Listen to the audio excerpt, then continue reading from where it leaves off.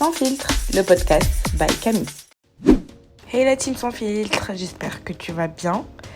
Aujourd'hui dans ce podcast, je voulais te retrouver pour un épisode vraiment très spécial. Je sais qu'à chaque fois que je veux faire un épisode, je vais te dire ça, mais cet épisode est vraiment très spécial parce qu'il représente littéralement la situation dans laquelle je me retrouve aujourd'hui.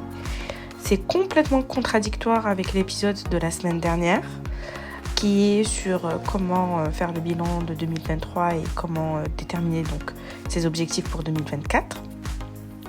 Et d'ailleurs, l'épisode du jour a un jour de retard parce que j'avais envie de bien le préparer. Et là, au moment où je voulais préparer cet épisode, je me suis dit merde, en fait, je vais pas le préparer.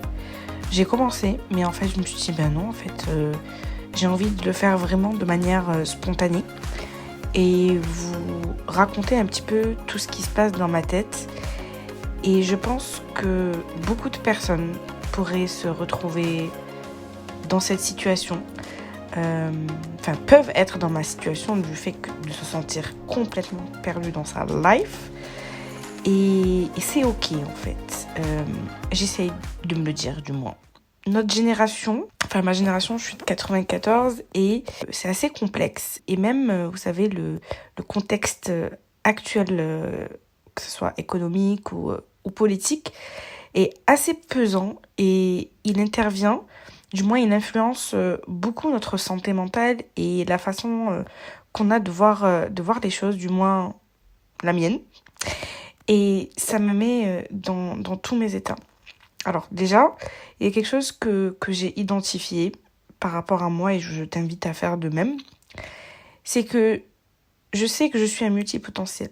C'est-à-dire que je suis ultra curieuse et je veux savoir tout sur tout. Je n'ai pas le savoir à 100% sur tous les thèmes, mais je vais avoir quelques petites informations par-ci par-là parce que je suis curieuse et c'est génial. C'est une qualité comme un gros défaut. Parce que c'est une qualité parce que j'apprends beaucoup de choses, mais c'est un gros défaut parce que c'est ultra frustrant et j'arrive pas à me poser, à me recentrer et à canaliser tout ça en fait. Et c'est ultra frustrant parce que les gens passent leur temps à me dire canalise-toi, mais j'arrive pas. Ça me frustre et je n'aime pas être frustrée. Et tu vas me dire qui aime être frustré. Bref, ça c'est fait. Donc on identifie certaines choses. Et il y a aussi le fait de... Aujourd'hui en fait j'ai envie d'entreprendre plein de choses et j'ai toujours eu l'âme d'une entrepreneuse. Mais plus le temps avance, plus l'âme d'entrepreneuse, j'ai l'impression, s'efface. Je sais pas comment vous expliquer. En fait, j'ai une envie, mais terrible d'entreprendre. Mais j'ai une peur monstrueuse qui est tellement là que ça efface complètement mon envie. Alors, je vais t'expliquer. Du coup, ce qui se passe, c'est que aujourd'hui, professionnellement parlant, je n'arrive pas à trouver ma voie. Du fait que en sortant de mon master, j'ai essayé de postuler plusieurs fois. Ça a été terrible, plus de 1500 candidatures et pas de réponse positive. J'ai réussi à décrocher un emploi dans la publicité, mais ça a été un réel fiasco. On n'en parlera pas, mais voilà. Le fait de ne pas avoir trouvé d'emploi pendant 2 ans, je l'ai subi comme une espèce d'échec. Et le syndrome de l'imposteur a vraiment pris sa place et il n'arrive pas à disparaître. Et aujourd'hui, je ne travaille plus dans l'entreprise qui m'a recrutée. pour différentes raisons. Et j'avais l'impression en fait d'être en prison. En fait, je savais que avoir un CDI déjà représenté comme en fait c'est lié à ma personnalité, hein. Genre je sais pas s'il y en a qui se sentent de la même manière que moi, mais le fait d'avoir un CDI, c'est pour quelqu'un, pour moi qui adore voyager, être libre, être indépendante, ça a été complètement frustrant et compliqué. Mais dans l'autre sens, le fait de vouloir mon indépendance et ma liberté, eh ben, me fait peur. Donc en fait, c'est compliqué. C'est compliqué en ce moment d'être moi, je vous jure, c'est compliqué. Parce que j'ai l'impression que je me trouve des excuses, et ce n'est pas qu'une impression. Je pense que j'ai peur de quelque chose. Je n'ai pas encore défini quoi. Enfin, si, mais je pense qu'il n'y a pas que ça. Et juste avant de poursuivre, si vous me suivez depuis longtemps sur Instagram, en 2020, j'ai perdu quelqu'un. Ma grand-mère est décédée. Et en fait, déjà, je n'arrive pas... Je sais pas si j'ai vraiment fait le deuil. Parce que c'est quelque chose... Je vais pas pleurer. C'est quelque chose qui m'a beaucoup affectée. Et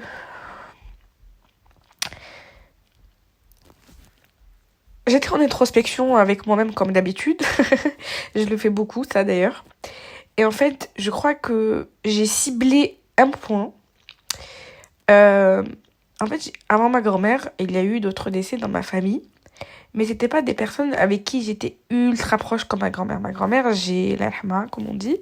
J'ai vécu avec elle, j'ai grandi avec elle. Et je sais pas si ça te le fait toi aussi, mais nos grands-parents, quand on grandit, enfin pour nous, nos grands-parents, ils ont toujours été là quand on a ouvert nos yeux. Et ils seront toujours. Sauf que c'est pas le cas.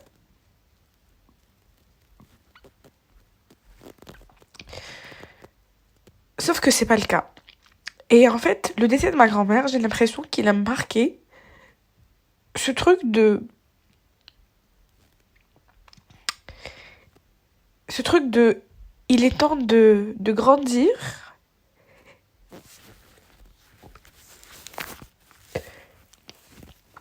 Il est temps de grandir et de comprendre que le monde des bisounours, ben, ça arrête à 25 ans. Et ce qu'il y a après, c'est le monde réel. Je sais pas si vous voyez ce que je veux dire. J'avais l'impression d'être dans une bulle. J'avais l'impression d'être dans une bulle pendant l'année de mes 24 ans à mes 25 ans. Voilà, je voyais le monde comme tout était possible.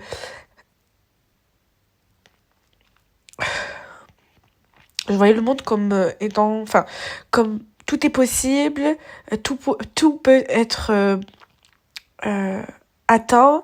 Et c'est le monde des bisounours. Je sais pas comment vous l'expliquer, c'était... voilà. Et il y a eu le décès de ma mamie. Et il y a eu cette espèce de rupture entre le moment où j'étais enfant et le moment où je suis devenue adulte. Et que les vraies choses de ce monde, que les vraies choses négatives, enfin, que le vrai monde, bienvenue dans le vrai monde en fait, c'est plus ça. C'est j'étais dans mon monde des bisounours et là, bienvenue dans le vrai monde de ce qui se passe vraiment, des décès par-ci, le stress de trouver un emploi, le stress de déménager, le stress de devenir un adulte en fait. Parce que c'est pas parce que j'avais 18 ans que je suis devenue un adulte pour moi. Je suis devenue une adulte du moins, à 25 ans. À partir de ce moment-là, il y a eu une fracture. Et en fait, j'étais tellement pas prête que je suis montée dans le train. Non, je suis même pas montée dans le train. Je suis arrivée à la gare. J'essaie de faire une métaphore, une analogie, je sais pas, tout ce que vous voulez. Je suis arrivée à la gare. J'ai vu le train passer, je suis arrivée un peu en retard, genre 2 minutes de retard, et je vois le train passer devant moi, et il passe. Et j'ai l'impression que depuis, il y a eu un autre train sur lequel je suis montée, mais je me laisse guider. Je sais pas comment vous expliquer. Et du coup, pendant cette période-là, bah, c'était bien sûr pendant le Covid.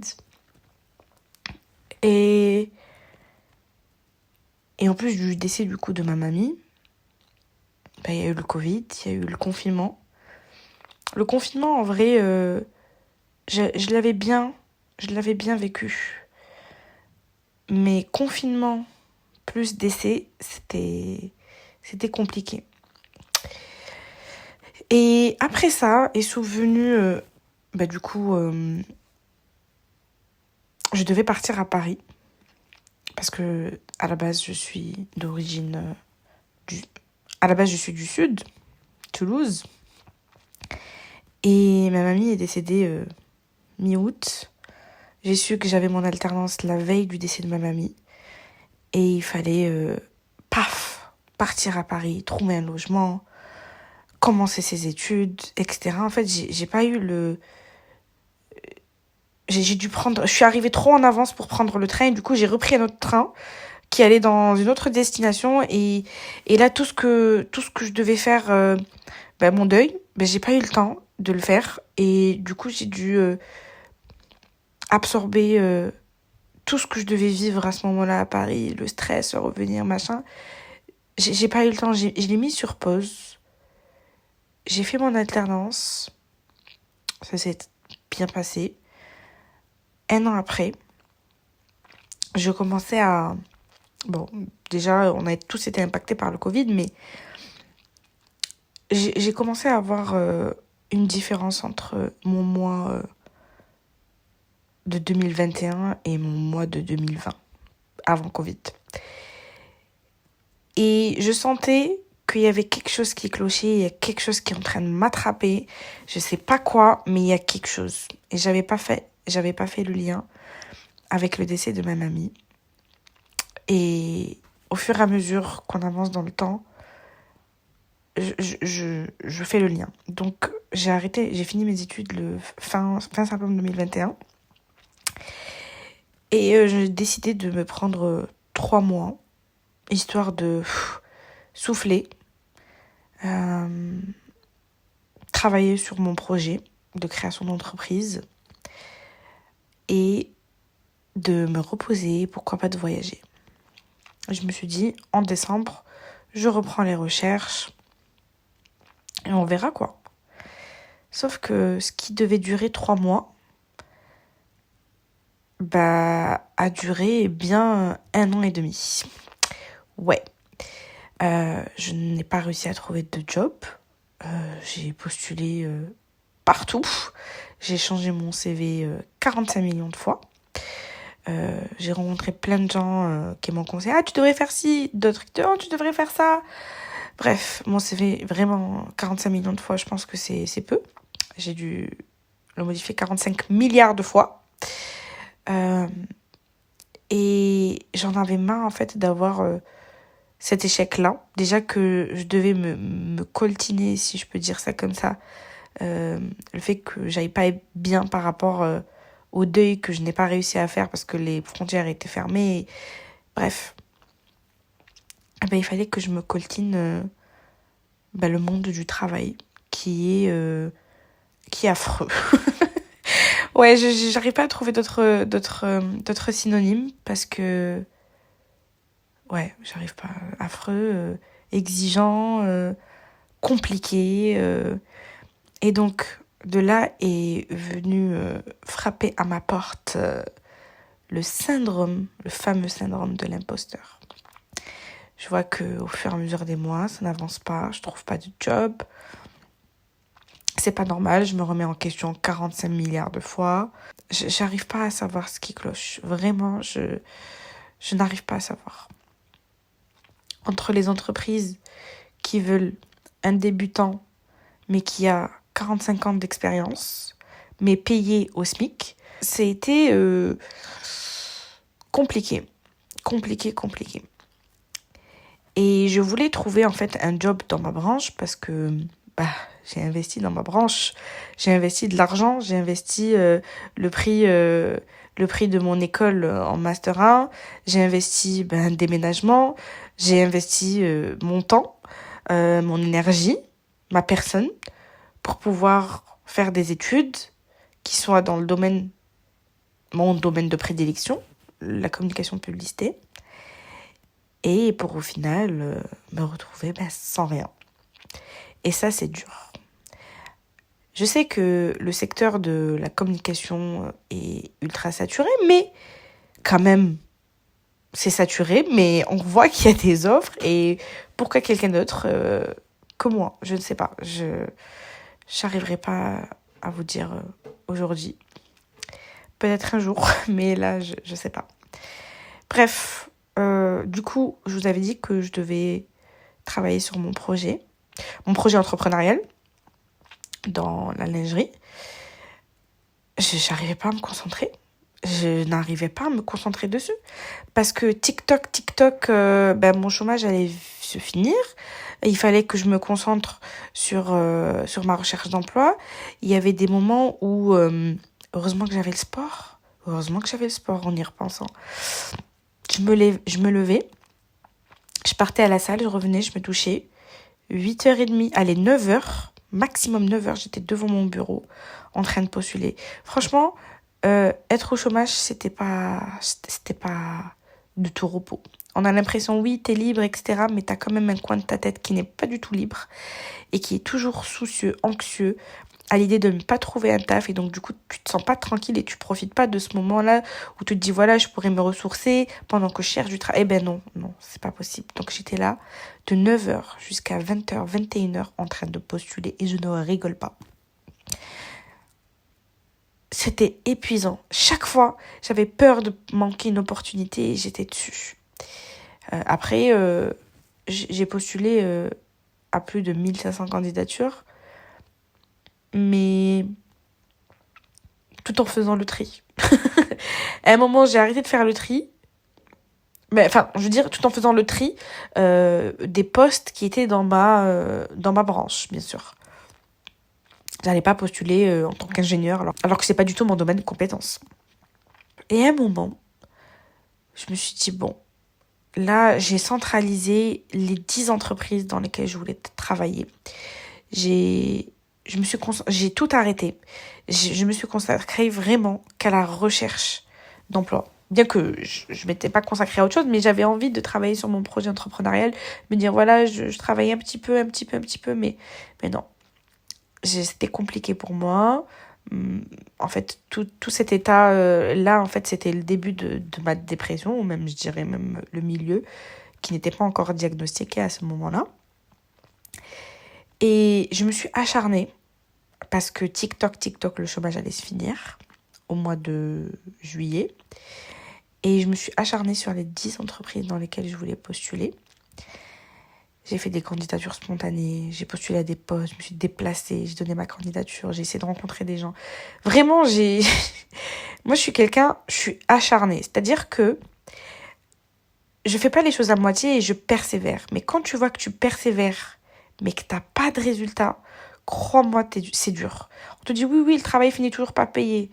Ouais, mais pas tout le temps. Mais en tout cas, quand j'ai commencé à postuler, à cibler vraiment les entreprises, à ce moment-là, oui, c'est vrai, le travail a fini par payer parce que j'ai trouvé un job qui, au final, c'était pas le job de mes rêves, et qui plus est, ça ne correspondait pas du tout à mes attentes, contrairement à ce qui m'avait été décrit au tout début.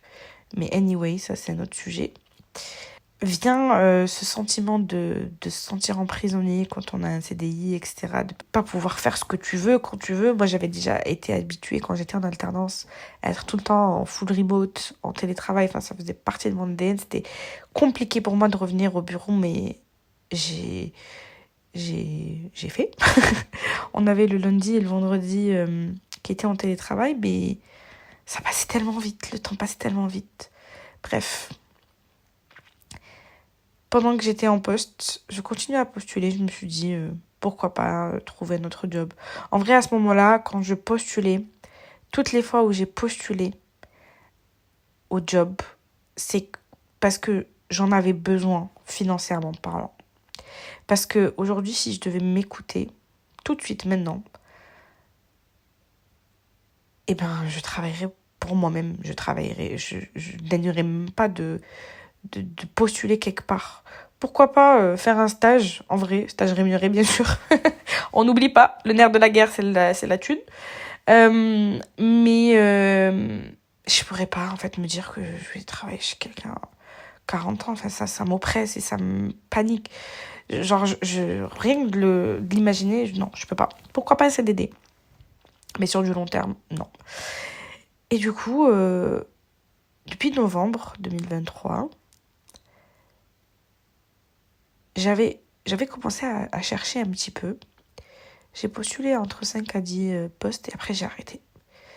Parce qu'en fait, je me remémorais l'épisode que j'ai passé, que je venais de passer l'année d'avant, à chercher pendant 1 an et demi. Et c'était horrible comme sentiment. Et en fait, le fait de me retrouver à nouveau dedans, déjà, sentiment d'échec, mais surtout angoisse. Bref. Ensuite, pour pouvoir toucher à mon chômage pendant 6 mois, il me manquait 7 jours. Donc, grosse angoisse de devoir aller travailler pour quelqu'un. Quelle personne va me prendre pour 7 jours? Moi, je voulais pas un travail lambda. Je voulais que mon travail que j'allais avoir pendant 7 jours soit payé au même salaire que j'avais dans mon ancien job pour que je puisse avoir, on va dire, des allocations au chômage qui puissent être, on va dire, équilibrées par rapport à mon ancien salaire. Percevoir mes allocations de chômage, tout ça donc en parallèle de mes projets d'entrepreneuriat, croisons les doigts, que j'espère mettre en place et qui générerait du coup un salaire et qui ne m'obligerait pas à aller travailler pour un tierce, parce que ça me terrifie. Et en fait, même ça, je sais pas que j'ai eu la flemme, c'est que je me suis sentie coincée. Entre-temps, j'ai oublié de dire, en septembre 2023, j'ai été diagnostiquée comme étant en dépression sévère. Super! Ouais. Anxiété généralisée et trouble du comportement compulsif. Ah là, si vous me voyez avec mon ménage. Oh là là. Bref. Entre-temps, ce que je ne vous ai pas dit, c'est que je vis dans un appartement qui est un appartement avec un bail temporaire. Donc, je suis rentrée dans les lieux en janvier 2021. Je devais quitter en janvier 2023. Mais n'ayant pas de travail, je ne peux pas trouver de logement. Et voilà, c'est compliqué. Donc, du coup, là, c'est compliqué pour moi. Je dois partir, mais je peux pas partir. Donc, dépression sévère. N'arrive pas à trouver un taf. Presque sous procédure d'expulsion. Ça ne tient qu'à... Bon, pour être honnête, là, je vais arrêter de fermer ma bouche à chaque fois par peur d'être vulnérable. Mais en gros, aujourd'hui, en fait, bien sûr, mon bailleur m'a assigné en justice. Et donc, aujourd'hui, a lieu l'audience, voilà. Bon, mon dossier, bien sûr, est assez solide dans le sens où moi, c'est pas que je ne veux pas partir, c'est que je ne peux pas. Donc, toute cette angoisse, en fait, genre mon cerveau n'est pas tranquille. Je suis tout le temps en train de réfléchir à comment je vais faire pour guérir de ma dépression. Sachant que j'essaie de trouver un psychologue. Mais c'est compliqué. Tous les psychologues de Paris sont complets. Et je veux bien comprendre. Tout le monde est mal. Voilà, et j'arrive pas à trouver un psychologue. J'en ai testé deux. Une qui compte bien son temps à la minute près et te fait sentir que voilà, ça fait 20 minutes et pas une de plus, go, go, go. Donc, j'avais pas l'impression d'avoir quelqu'un qui était à l'écoute et elle était juste là pour compter ses heures. Il y en avait une autre qui comptait pas du tout ses heures parce que des fois on restait 1 heure, 1 h 30. Mais par contre, elle n'allait pas en profondeur en fait. Elle était concentrée que sur ma recherche d'emploi. Enfin, à un moment, il n'y a pas que ça dans ma vie, hein. Bref, donc c'est assez compliqué. Déjà, il y a ça. Il y a la recherche de travail. Il y a le fait que je dois partir de ce logement-là. Il y a le fait que je me sens pas... J'aime bien Paris, mais j'ai l'impression qu'il y a tout qui me pousse à partir de Paris. Et j'ai divagué. Je vous ai raconté tout depuis bientôt 4 ans. Oh, attendez. Le Covid, ça fait 4 ans déjà? Non. Purée si. Eh ben, au mois de mars, ça va faire 4 ans. Nous sommes en janvier. Super. Mais tout ça pour dire que aujourd'hui, avec tout ce que je traverse et tout ce que je traverse depuis 4 ans, m'amène à un stade où je me sens complètement perdue. Parce que oui, il y a la comparaison, notamment les réseaux sociaux. Des fois, je reste hyper tard à regarder TikTok et j'arrive pas à dormir. Parce que je me dis, eux, à 25 ans, ils ont déjà une maison. Moi, j'ai 29 ans, j'arrive même pas à trouver un travail, je suis en dépression. J'arrive même pas à garder, à avoir un logement pérenne. Et c'est compliqué parce que j'ai beau vous dire sur mes réseaux sociaux, ouais, ne vous comparez pas. Ça aussi, moi, j'ai envie de le mettre en pratique. Et c'est pas parce que je suis fausse si je vous le dis, c'est vraiment ça et qu'on essaye tous de s'améliorer, on essaye tous de se sortir de la merde dans laquelle on se retrouve. Et ce podcast aussi, quand je l'ai sorti, c'est vraiment pour devenir la meilleure version de nous-mêmes. Mais là, il fallait que je sois transparente avec vous et que je vous raconte tout ce qui se passe depuis. Et c'est vrai que j'en parle pas sur les réseaux sociaux. Je voulais pas, en fait, que les gens connaissent ma vie. Mais à un moment, en fait, je pense que ça peut faire du bien de voir que peut-être il y a quelqu'un qui est pire que soi. Et je dis pas, aujourd'hui, j'ai un toit sur ma tête. Je mange, mon frigo est rempli, c'est pas le problème, hein. Vraiment, comme on dit, alhamdoulilah, mais c'est compliqué. Et il y a toujours, de toute façon, pire que soi, ça c'est clair et net. Aujourd'hui, je me sens complètement perdue dans ma life, dans tous les sens du terme, et dans tous les aspects de ma vie. La semaine dernière, je vous ai sorti un épisode sur comment faire le bilan 2023 et comment définir ses objectifs 2024. Et je vous ai parlé de la roue de la vie. Alors, la roue de la vie, c'est en fait c'est une roue qui est divisée en plusieurs parties et qui représente donc les différents domaines de ta vie. Pro, amour, santé, financier. Bref, tu peux y mettre tout. Et dans le côté santé, alhamdoulilah, tout va pour le mieux. Mais alors, côté pro, j'ai mis 1 sur 10. 1 sur 10. Bien-être, 3 sur 10. C'est déjà mieux que le pro.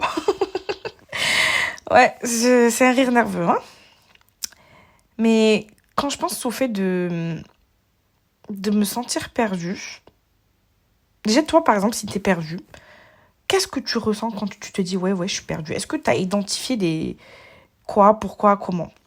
Pour ma part, quand je pense au fait d'être perdue, j'ai une profonde sensation d'anxiété et de stress qui envahit tout mon corps.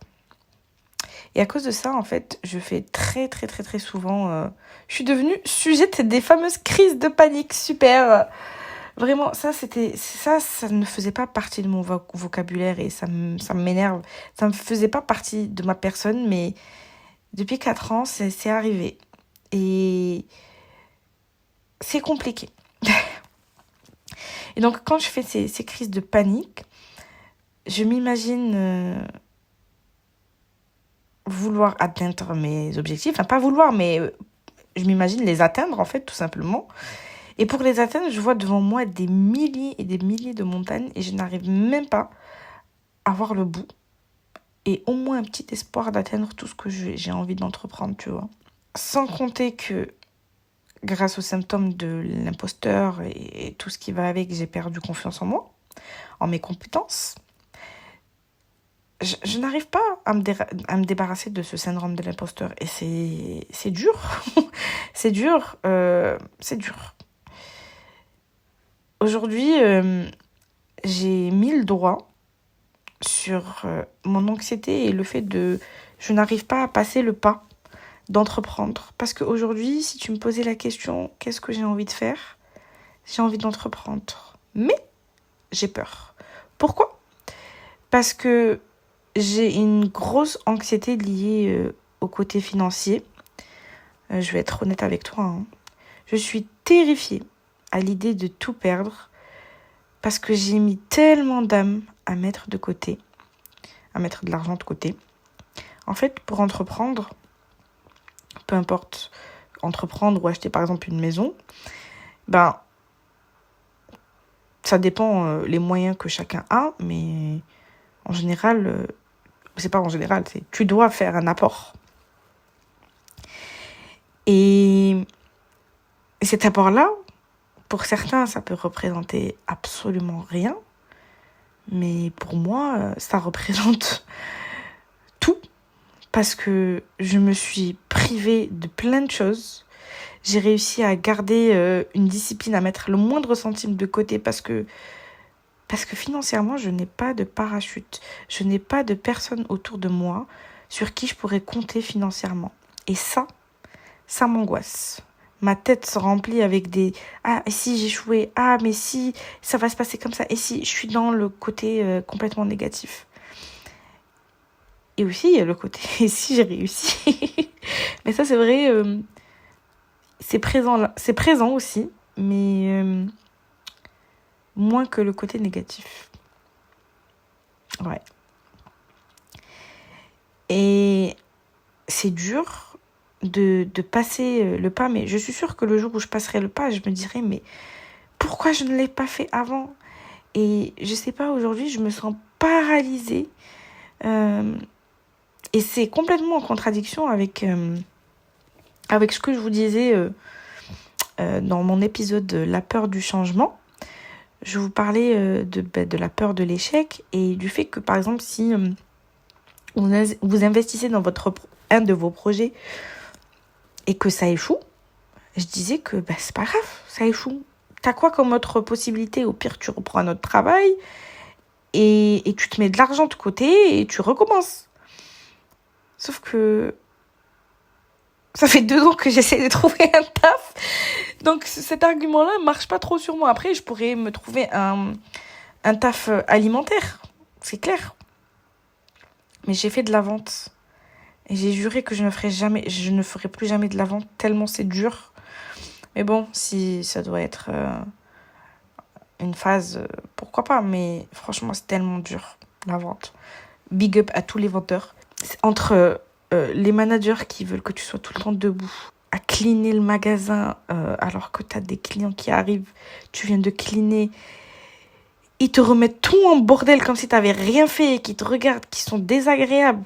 Bon, ça, c'est pour le côté négatif parce qu'il y en a qui sont agréables, mais malheureusement, ils représentent qu'un petit pourcentage. Bref, j'ai dévié du sujet. Mais ouais. Et sans compter aussi de tout ça, genre avoir 29 ans, il y a aussi la pression sociale. Et moi, j'ai clairement la pression de ma mère. Parlons français, hein. Désolée maman, mais c'est la vérité. Hein. Je lui dis tout le temps. Mais bon, il y a la pression sociale. de bientôt 30 ans, pas d'enfants, pas de travail, pas de maison, tu vois. Et il y a aussi pression de ta mère. Et parmi les pressions, entre la pression sociale et la pression de ta mère, la plus dure, crois-moi, c'est celle de ta mère. La pression sociale, c'est du pipi de chat à côté. T'as des attentes, déjà toi-même envers toi-même, et les autres envers toi-même. Après, moi, en vrai, pour ma part, les attentes des autres, je m'en contrefiche. Mais celles de mes parents, pas trop, en vrai. Après, des fois, quand j'y réfléchis, je me dis que le fait de se sentir perdu, déjà, c'est une expérience humaine qui est, on va dire, commune, parce qu'il y a forcément... Tout le monde s'est senti, au moins une fois dans sa vie, perdu. Après, je sais pas, il y a peut-être des degrés, il y a des échelles de se sentir perdu. Mais je me dis, c'est peut-être quelque chose de normal. Mais là, ça dure. J'ai l'impression que j'en finis pas. En fait, je veux faire plein de choses. Je suis impatiente. Sauf que chaque chose prend du temps. Et c'est normal, tu vois. Mais j'ai l'impression d'avoir tellement échoué que je n'ai plus le droit d'attendre.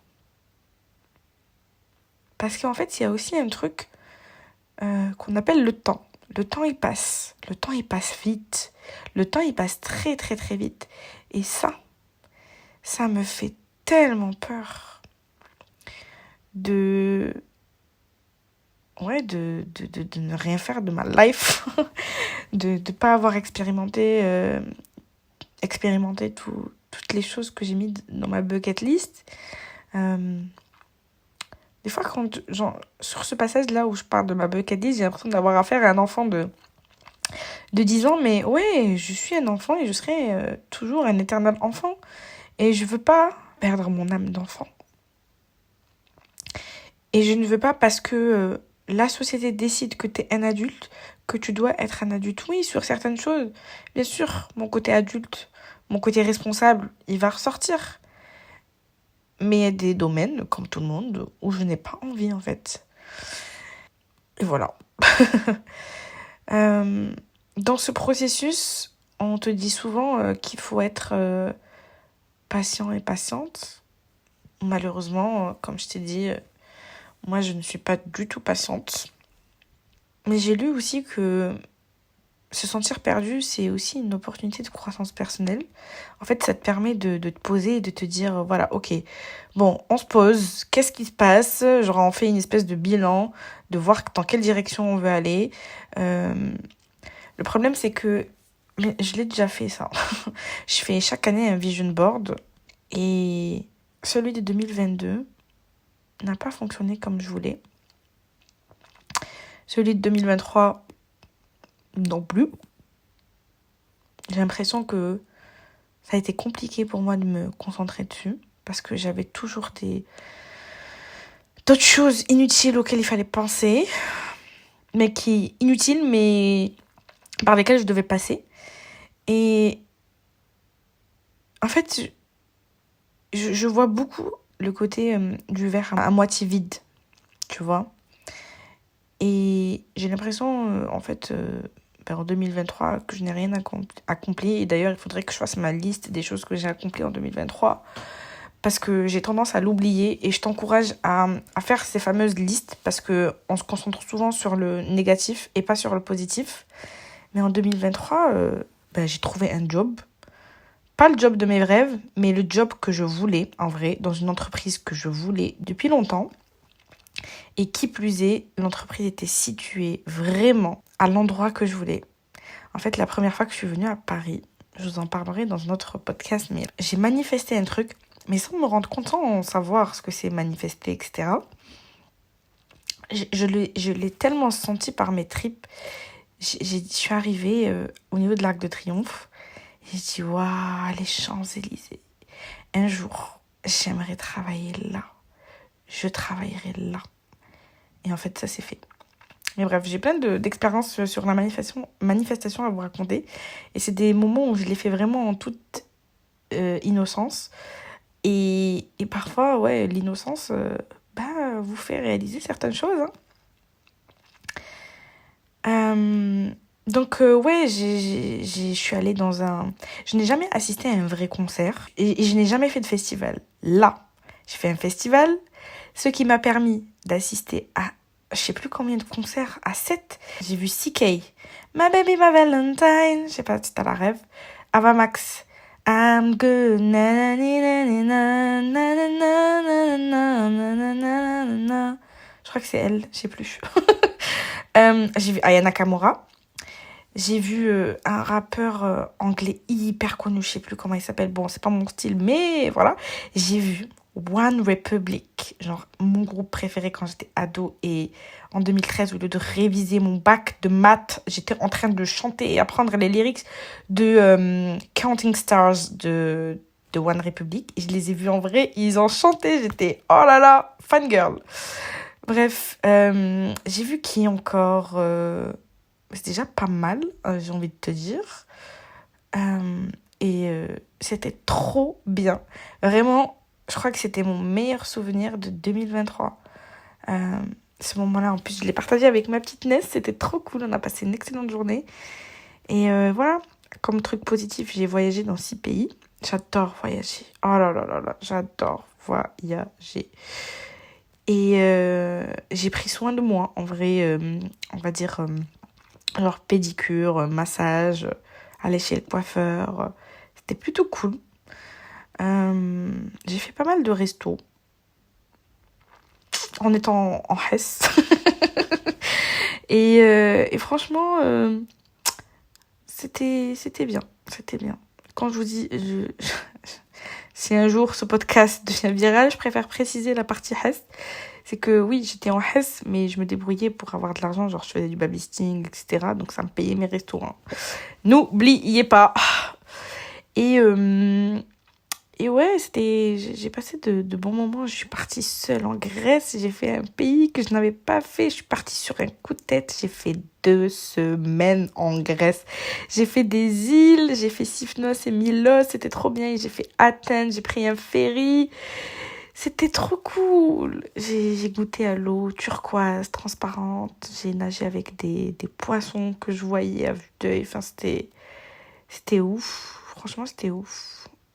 Ah là, tout à l'heure, je pleurais et tout. Mais là, en repensant à ça, ça me fait du bien. Et je me rends compte que voyager, je comprends pas pourquoi je suis pas devenue influenceuse voyage. C'est juste que j'ai la flemme de monter. Mais j'adore monter des vidéos, mais j'ai la flemme. Donc il faudrait peut-être que je me trouve une bonne organisation et de plus avoir des soucis de mémoire. Et je deviendrai peut-être influenceuse voyage parce que vraiment c'est waouh, c'est ce qui fait mon âme. Ouais, en 2024, je vous ai pas dit mais j'ai envie de partir de Paris.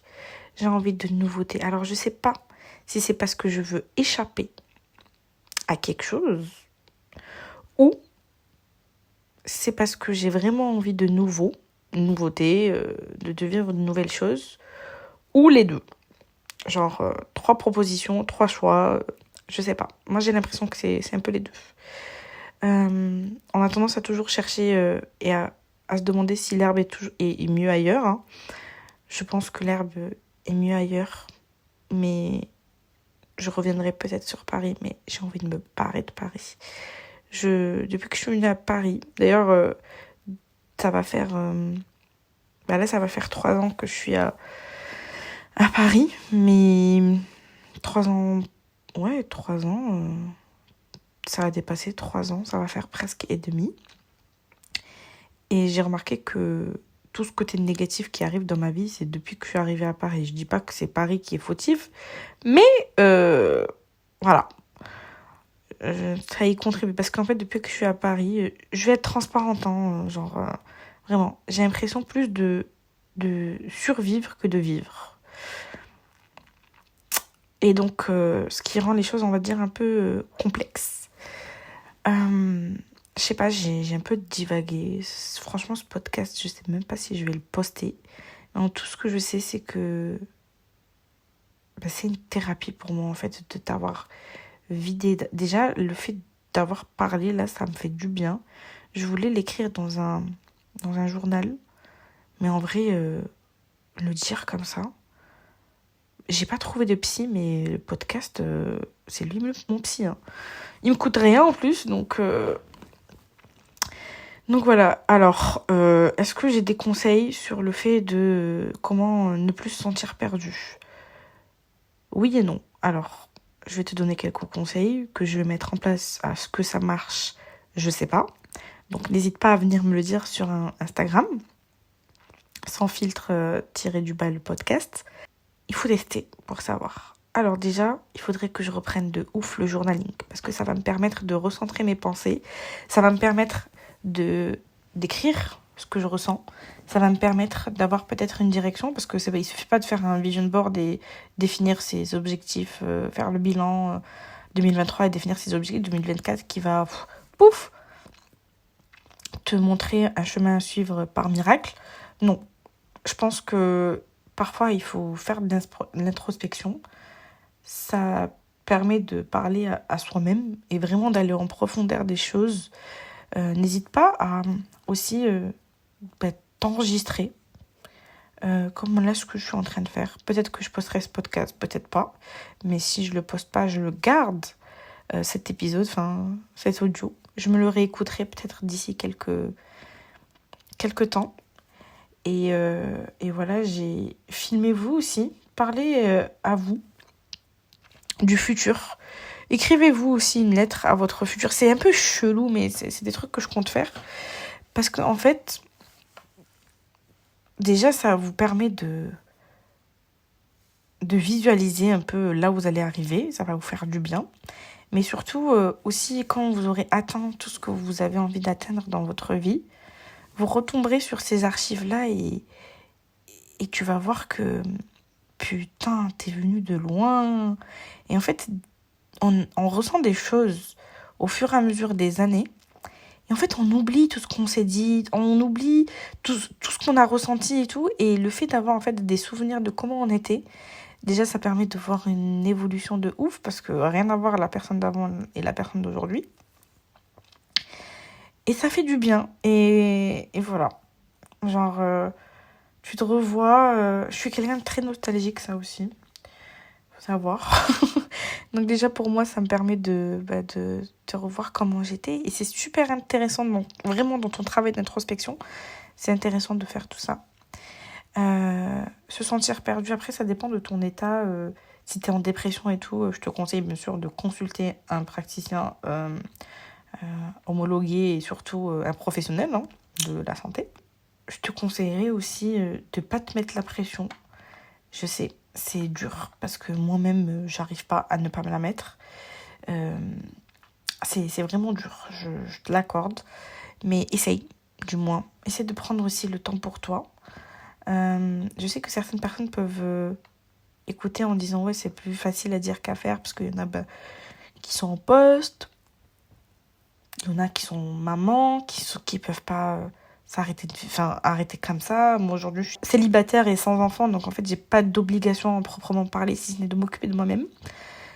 Mais si vous avez l'occasion, n'hésitez pas à prendre le temps pour vous. Vraiment, prenez le temps pour vous. Et je vous jure que ça aide en une partie. Déjà, rien que l'année dernière, j'étais en dépression et je le suis toujours, mais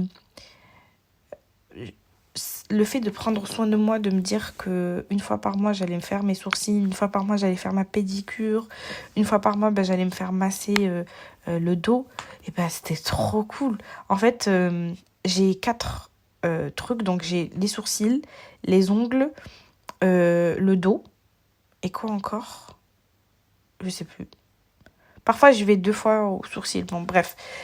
Et ça fait à peu près un soin par semaine. Et c'est trop cool de se dire qu'on peut avoir un soin par semaine. Il y a des gens qui peuvent le faire d'un coup, parce que c'est comme ça, ils préfèrent. Mais de se dire que, ouais, dans une semaine, j'ai mon soin pour les sourcils. Enfin, je vais m'occuper de mes sourcils. Ah, la semaine d'après, je vais m'occuper de mes ongles. Enfin, ça donne du baume au cœur à ton quotidien. Et pour tous ceux qui vont me parler du côté financier, Groupon. Groupon, guys, c'est votre meilleur ami. Pour tout ce qui est massage, vraiment incroyable. Après, ce qu'il faut savoir, c'est que moi, je ne bois pas et je ne fume pas. Donc, tout ce budget-là, il y va. Et encore, il m'en reste. Donc, et au niveau des sourcils, moi, ça me coûte 7 €. Je le fais chez les Indiennes, c'est au fil, c'est trop bien. Au niveau de la pédicure, ça me coûte 30 €. Je fais du vernis, je fais une pédicure plus vernis normal. Et le vernis normal, en vrai, il me tient autant que le vernis semi-permanent. Le vernis semi-permanent, il peut rester jusqu'à 2 mois. Mais moi, je préfère changer parce que comme les ongles poussent, bref. Et pour le massage, ça me coûte entre 20 et 25 €. Allez, 30 € maximum pour le massage du dos d'une heure. Donc, comptez 30, 60, 67. Qui dit mieux? Sachant qu'à peu près tous les 6 mois, je vais au coiffeur. Toujours sur le Groupon. Et ça me coûte 23 €. La dernière fois, je crois que ça m'a coûté 15 €. Coupe. Non, c'était quoi? Shampoing, coupe, brushing. 15 balles. Qui dit mieux? Et bien sûr, il faut regarder les avis Google, les avis sur Groupon. Enfin, il ne faut pas non plus vous faire avoir. Mais voilà. Donc, pour ceux qui pourraient dire que oui, prendre soin de soi, ça coûte cher. Non, en fait, non. Je sais pas quoi dire. Ça m'a fait du bien, vraiment, de parler. Je sais pas si ça va intéresser quelqu'un. Je sais même pas si ça va aider des gens. Mais en tout cas, le fait de se dire que tu n'es pas seul, j'espère que ça t'aura fait du bien. Et voilà, je vais arrêter de parler pour rien parce que, en vrai, je me sens bien là.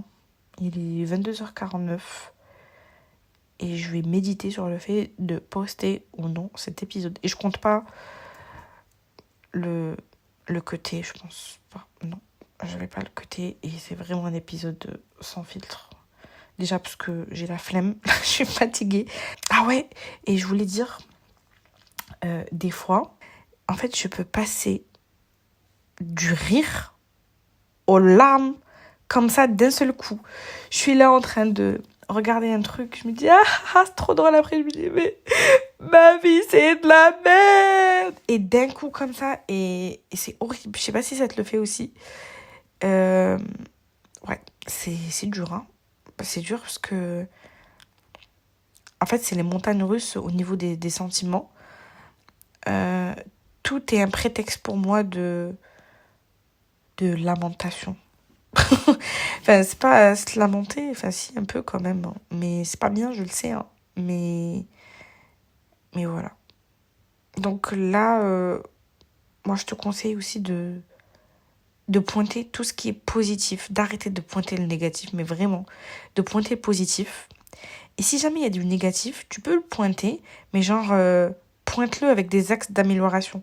Genre, ok, ouais, ça c'est pas ouf, mais qu'est-ce que je pourrais faire pour l'arranger? Et d'ailleurs, le fait de la façon dont on se parle, je l'ai pas dit tout à l'heure, mais c'est hyper important. Je le dis, mais je le fais pas forcément.